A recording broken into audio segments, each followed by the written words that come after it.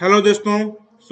Last class में मैंने पढ़ाया था नवाब ऑफ बंगाल और जो ईस्ट इंडिया कंपनी थी उसका एक्सपेंशन बंगाल के क्षेत्रों में।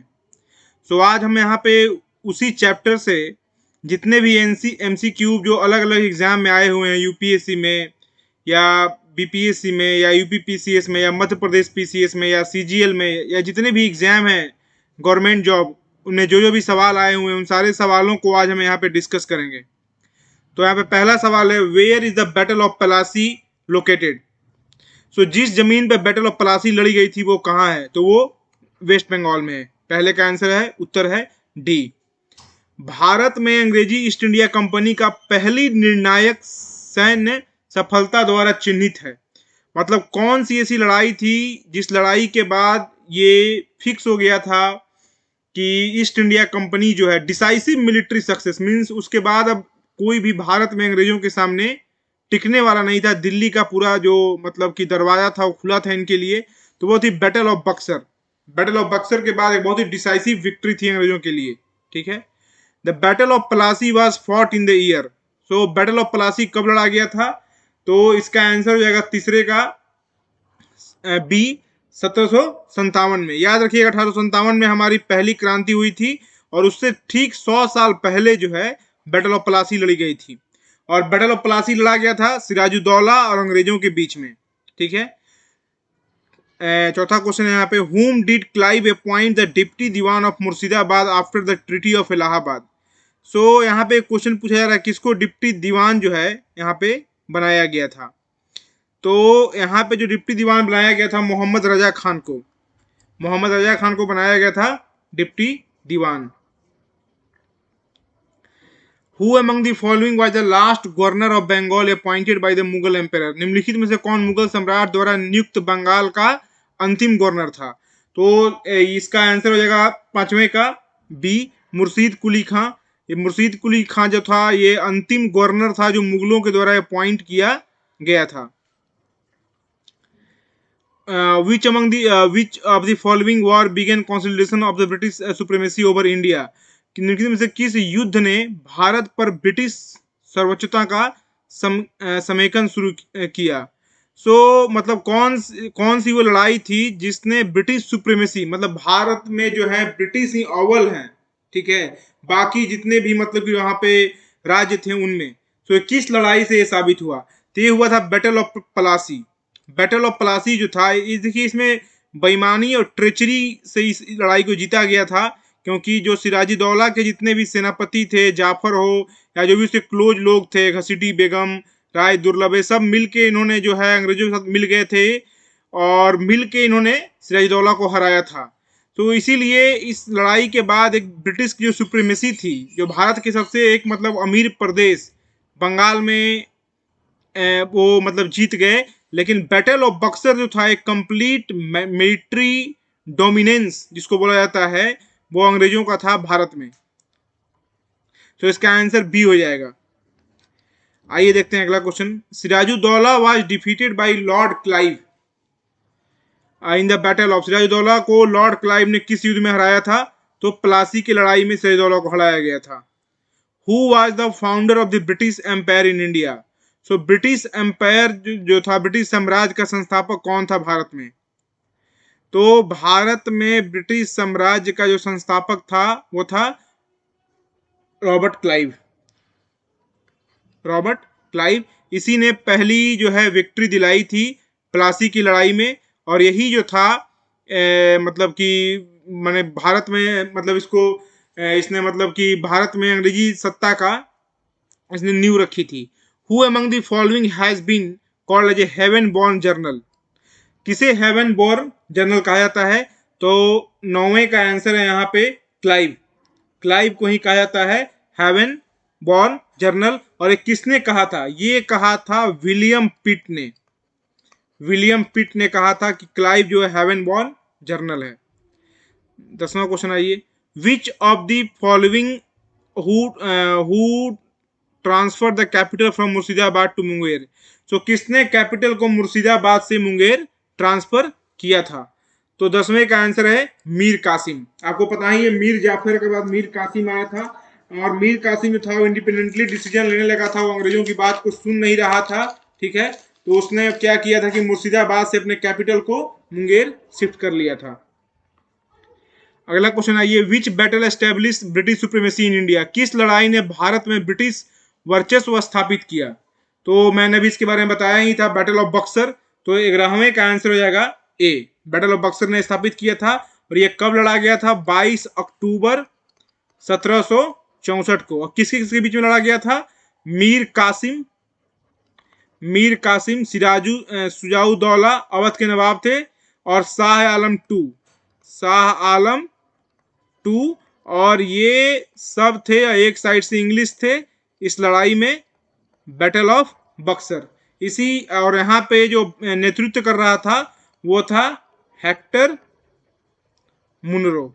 ओके, सो हेक्टर मुनरो जो था ये नेतृत्व कर रहा था, तो ये आंसर ये हो जाएगा। Who was the ruler of Delhi at the time of battle of Buxar, जब बैटल ऑफ बक्सर हो रहा था उसमें कौन था दिल्ली में रूलर? तो शाह आलम टू था। Who was the Nawab of Bengal during the battle of Buxar? Okay, जो ये दूसरा क्वेश्चन है, ये है पूछ रहा है कि जब बैटल ऑफ बक्सर हुआ उसमें कौन था नवाब बंगाल का? तो उसमें बंगाल का जो नवाब था वो मीर जाफर था। आपको पता है मीर कासिम को हटा दिया गया था क्योंकि वो एक महत्वाकांक्षी नवाब था। तो फिर अंग्रेजों ने सोचा कि नहीं भाई, ये तुम्हारा बात सुन नहीं रहा है, तो पहले जो उन्होंने मीर जाफर को बनाया था, फिर वापस उन्होंने उसी को राजा बना दिया, मीर जाफर को, क्योंकि मीर कासिम तो लड़ाई लड़ने चला गया था। Which one of the following rulers had granted Deewani to the east India company? निम्नलिखित शासकों में से एक ने ईस्ट इंडिया कंपनी को दीवानी प्रदान की थी। तो ये पता ही है, शाह आलम टू ने की थी दीवानी प्रदान। Which governor's tenure Diwani rights of Bengal, Bihar, Orissa was granted to East India Company by emperor Shah Alam? तो शाह आलम ने किसको ये जो था ये टैक्स का ये जो प्रदान किया था? तो ये था लॉर्ड क्लाइव को, रॉबर्ट क्लाइव को इसने किया था। Emperor Shah Alam two gave the Diwani of Bengal, Bihar and Orissa to the East India Company. Okay, so कब इसने ईस्ट इंडिया कंपनी को ये दीवानी दी थी? तो ये इसने दिया था 12 अगस्त 1765 के, ये बक्सर की लड़ाई के बाद हुआ था। ये जो इलाहाबाद की ट्रीटी हुई थी इसी में उन्होंने दीवानी दी थी, इलाहाबाद की ट्रीटी में। Which was the western presidency situated in the early period of the East India Company? So western presidency जो था ये कहाँ situated था, मतलब स्टार्टिंग में? तो इसका आंसर हो जाएगा सूरत। तो सूरत स्टार्टिंग से एक इंडस्ट्रियल हब रहा था। आपको पता ही है अंग्रेजों ने अपनी पहली फैक्ट्री सूरत में बनाई थी, तो ये स्टार्टिंग से ही एक हब रहा था बिजनेस का। The ruler among the following who granted East India Company the Deewani was? सो किसने ईस्ट इंडिया कंपनी को ये दीवानी दिया था? तो 18th का सी है, शाह आलम टू।